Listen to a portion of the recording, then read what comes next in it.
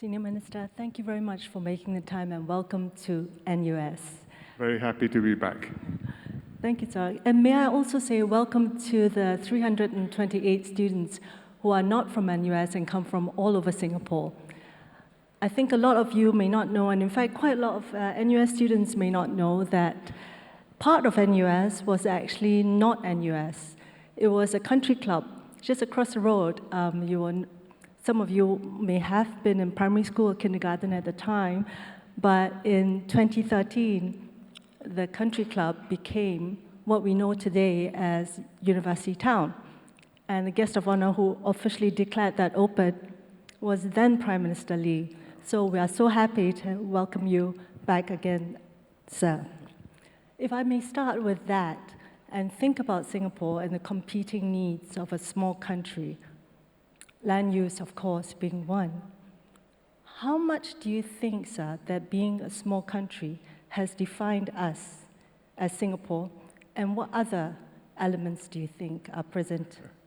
I think being small is a very deep part of our psyche. If we weren't small, people wouldn't call us a little red dot. But when they did call us a little red dot, we took pride in that. And it's a key part of what makes us a Singaporean. Because some of what makes us a Singaporean is what we make of ourselves, right? It's very important. How successful we can be, what our ideals are. We believe in multiracialism, meritocracy. We believe in the national pledge. And we also have a certain spirit of Singaporeans. And the way we look at the world, the way we interact with one another. These are things which are within our control. Some things we can't change. For example, geography. We are tiny, but what is even more important is that surrounding us are countries which are not tiny at all. And therefore we become a little red dot. And that's never going to change. I think our history, that's happened. You can add to it, but it will not change. I mean, we've existed since 14th century, Temasek, Singapura. Raffles came, made this a colony, British possession, a British colony. We went through Malaysia. We became independent. And that journey is what made Singapore what it is like today. That history can't change. Then you have our demography, multiracial, Chinese majority, Malays, Indians, Eurasians, and others. And I think that's very deep in our psyche too, which has made us also what we are. So I think all these add together, and if you ask a Singaporean what it means to be one, all these will be somewhere in his mind. If you ask a foreigner what he thinks of when he sees a Singaporean or recognizes one, he will think of some of these things. That's why the little red dot was a name not given by us to ourselves, but by a certain foreign president who said, that little red dot, look at that huge sea of green in Southeast Asia. Singapore is just this little place. We are proud of that. Thank you very much, sir. Can I ask you a little bit about the shared history and what Singaporeans think of ourselves? That's a little bit about society. The first was about country, and the second about the sort of society that we are. As you say, the little red dot is a name conferred to us, not meant as a complimentary term, but one that we have made something to be proud about. Yes. And that requires all of us to think of ourselves a certain way. Well, you have to have a certain confidence. If somebody says you're a little red dot, I'll say, yes, I'm little. I shall show you I can shine. And you have to take pride in it and feel that this is my place. I belong here. I have ownership of this place, and we'll make something out of it. And I think that makes Singapore tick. and make Singapore what it is. If we didn't feel like that, then this would just be another one island out of maybe, 20,000 islands all over Southeast Asia. And there are any number of them, but this place is on the map. So do you mean, so that was like in 1999 when Prime Minister Goh Chok Tong at the time had talked about the Singapore tribe, and he thought that if to be a strong sort of sense of identity, we needed to identify ourselves as a tribe. But he thought that to make a real tribe, it will be built only when we have gone through fire together.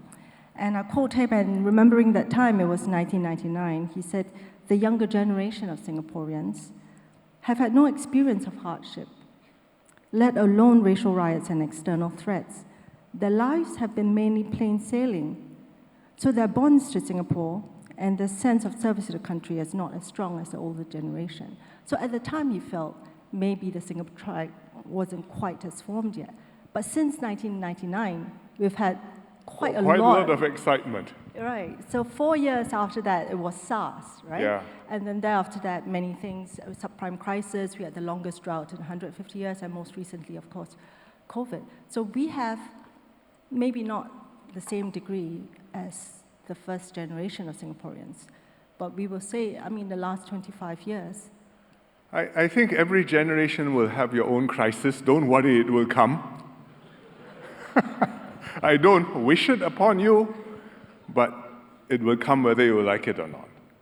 And since 1965, when we became independent, which in itself was an existential crisis, which we went through and survived, we've had quite a few ups and downs, and we've gone through them together, and generally speaking, reasonably well.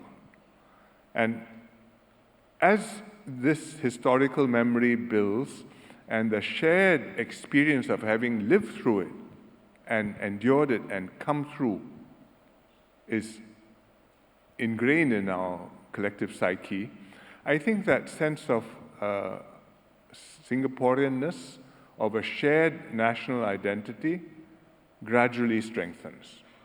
And in 1999 until now, as you said, we've had SARS, we've had the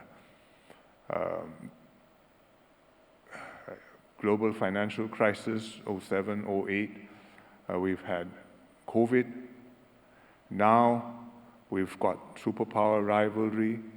We've got the US with President Trump and his administration taking a completely different approach to the world, which means very drastic implications in the long term for a small country like Singapore, which is completely dependent on globalization and international trade for making a living. I think I can say that the national identity is stronger, but at the same time, it is not the only tribe which we belong to, because we all have different layers to our identity. We are Singaporean, it's very important to us, but we are also Chinese Singaporean, or Malay Singaporean, or Indian Singaporean. We are also Christians, or Muslims, or Buddhists. You may be also have different political views. You may be pro-government, you may be pro-opposition. You may have different sexual orientations and therefore different circles of friends and different perspectives on the world. So these are all different layers to our identity which are always there.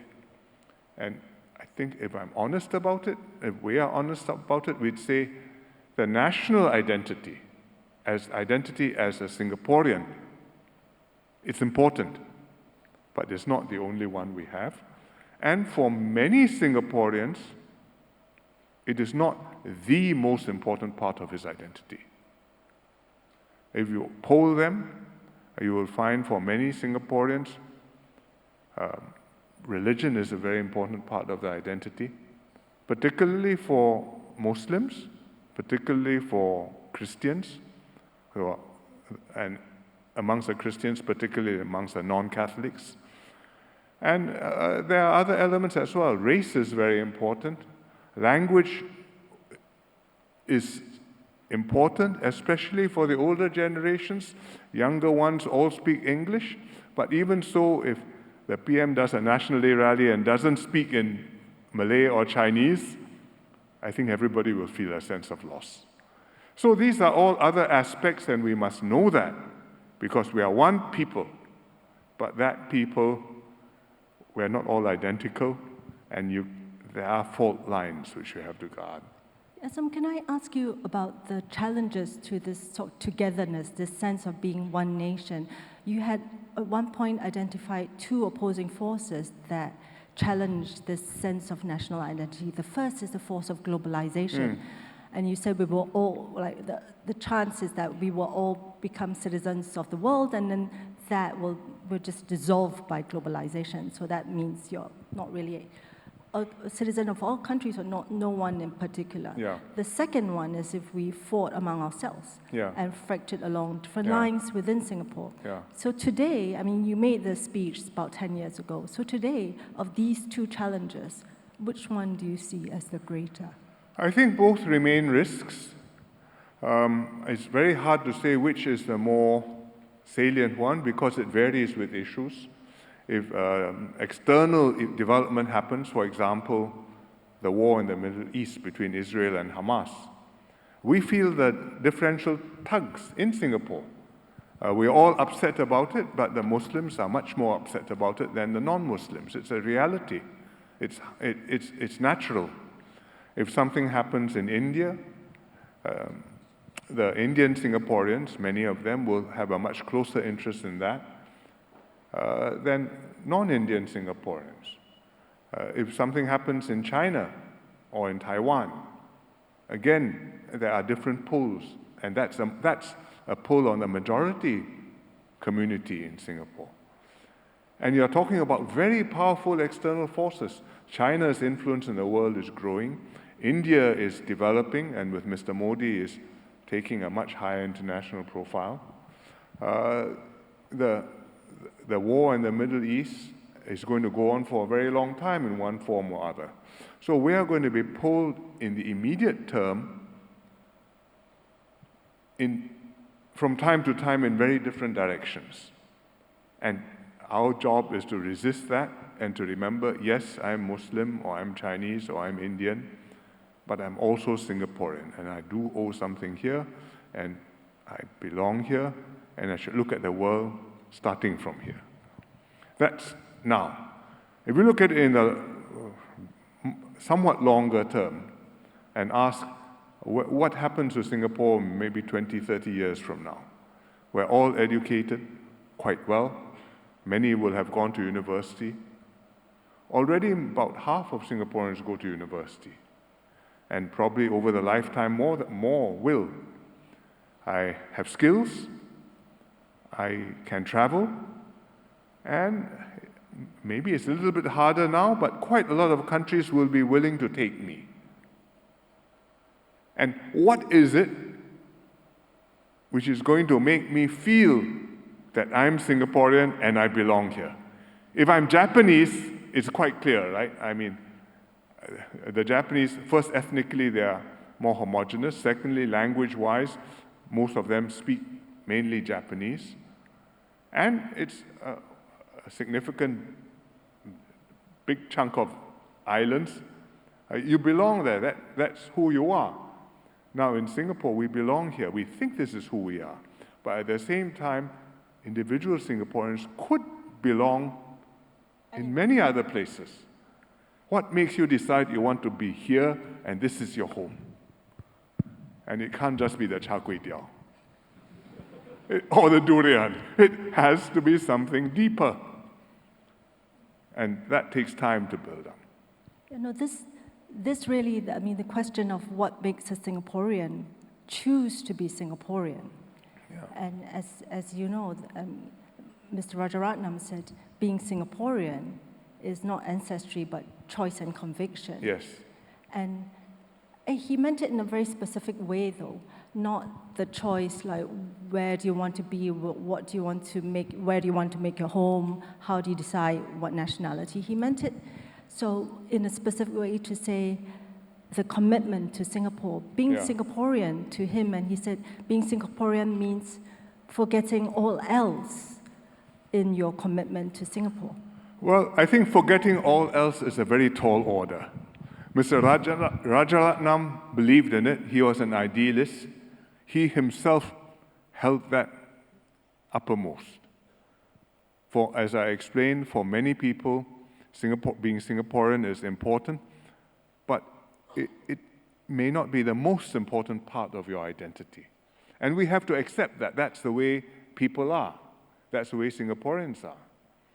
And so, you don't necessarily wake up every day and say, well, just as I say my daily prayers or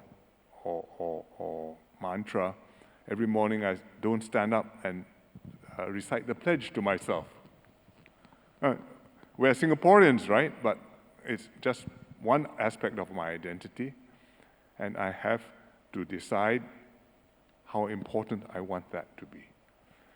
For the first generation, for Raja's generation, in the early years, when he said it's choice and conviction, what were the choices? Either you decide to stand up and fight for the kind of Singapore which we believed in, which comes back to one united people regardless of race, language, or religion, or you choose to, nowadays they will say tang ping, lie flat, meaning I accept whatever happens to me. There are other powers, other influences which say this is the way you should be and you should do my bidding. I just accept that and I just accept my fate. That's a choice. Well, it's a choice to do nothing, but it's a choice. So for that generation, the choice was stand, fight, build. Now, this generation is the beneficiaries of the stand, fight, and build. What is the choice? It's still one. And the choice is, do I decide to continue this and continue the mission which was really passed to us, which made this place like this, and keep on making it better? Or do I say, thank you very much, this is marvelous, you've provided me wings, I'm flying, bye-bye. I'm off to, it can be San Francisco, it can be Sydney, it can be London, it can be Shanghai, it can be Bengaluru. And I'll be okay, and I hope you'll be okay too. That's a choice too. So there will be people around the world, and it's a reasonable choice, and we hope that they come back one day. I think quite a good number will. But we also hope that there will be many who will say, you're here, we build this place, I inherited it, I have a duty to hand it on better to the next generation. And the next generation will include not just our children, but also other people who have come to Singapore and made a very conscious choice that they identify with us, they subscribe to our ideals, our values, and they want to make this their home. And that's a very big decision to make. And so I think for this generation too, it has to be choice and conviction. If you just so happen to be here, and tomorrow the wind blows, puff, and you are blown off, well, tomorrow you won't be here, and Singapore won't be here. So there's a certain set of values and core values that we all sort of must ascribe to and feel strongly for. That's why we're here. You must have some conviction in how we do things in Singapore, what we are trying to achieve in Singapore, what we can rely upon in each other, and how we can make the country go forward. You have to believe that it is possible for us to work together, that we can solve problems. You can't change the world, but you can find a way for Singapore to find its path forward. And in Singapore, you can do that. And if you are in Singapore and you want to make a difference, you can make a difference. If you are in a big country with 1,000 million people, and you want to make a difference, it's much harder. Assam, can I ask you a little bit to your previous point about our different identities, and to end with this specific point about the choice. So given that we have different identities, I'm not just Singaporean, I'm Chinese, and race and ethnicity are very powerful forces, as you say. Mr. Rajaratnam's idea of choice is choosing to forget some part of our identity. And when he said forget, he didn't mean it in the way of not knowing. He meant subordinating it to the Singaporean identity. So he said in his lifetime, he had no difficulty forgetting that he was Tamil Ceylon, that he was Sri Lankan, even though he had been born there. He had no difficulty forgetting that he was Malayan, even though most of his family was still there. He had no difficulty forgetting that he fought the communists or communalists. And he forgets because he does this in the service of being Singaporean. So I wonder whether you think today we are able to do this now, this forgetting of different parts of our identity and sort of holding the nationality superior, and whether that will help in the, in the ethnic and other polarizations that may occur. It's an ideal. Every time we recite the national pledge, especially on National Day, you remind yourself that we should work towards that ideal. But realistically, we also know that race and religion are very, very powerful forces and very, very important to people. I will not ask for a show of hands, but if you ask yourself, do you consider, which element of your identity do you consider the most important?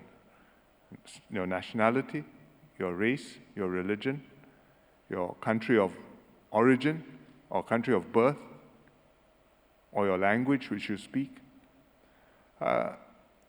IPS did a survey recently. Only about more than a third put as the most important element of their identity, nationality, Singapore. And the other 2/3 put something else. It's the way people are. And therefore, this is always going to be a tension. Because actually, we don't want all of us to forget that we're Chinese or Christians or Buddhists, or neither do we want to forget our mother tongues. We want to keep those parts of our identity. They are important to us. They give us a sense of history. We didn't poof and come into being in 1965. Yes. And not even in 1950, or I don't know, if you're very old, maybe 1945. Yes. We go back to ancient civilizations, ancient faiths, and they are part of us.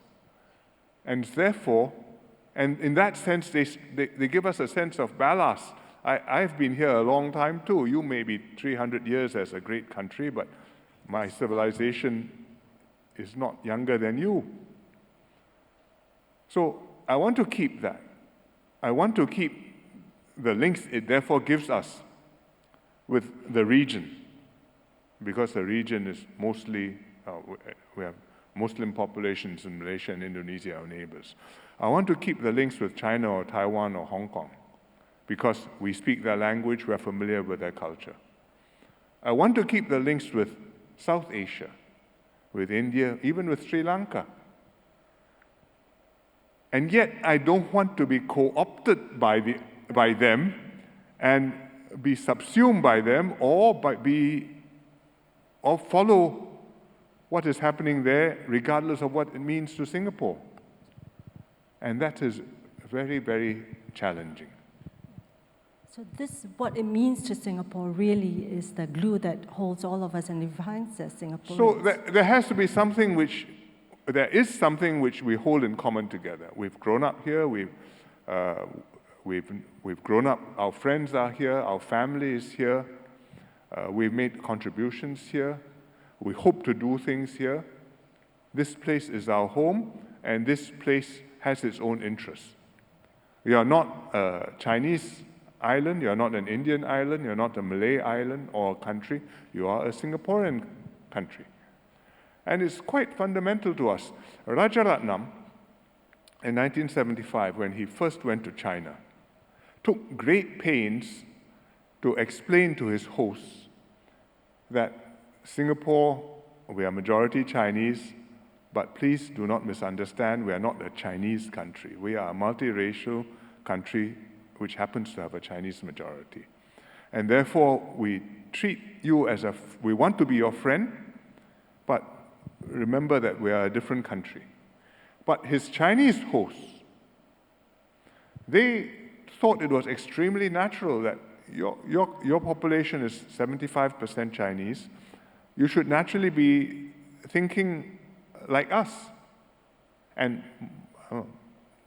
seeing the world like us and taking positions like us. And they are very puzzled when we look like them, we sound like we share culture with them, and yet we don't quite have identical interests. And this puzzlement, well, I think maybe has improved a little bit over time, but it really hasn't disappeared, because even quite recently, some of them would say to us, 同文同种同宗同祖为什么不同意? Same language, same culture, same ancestors, why not same view? Very puzzling.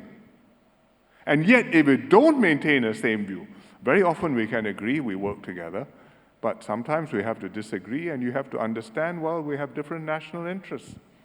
And if you don't understand that, then you cannot be a Singaporean. You cannot have a Singaporean identity.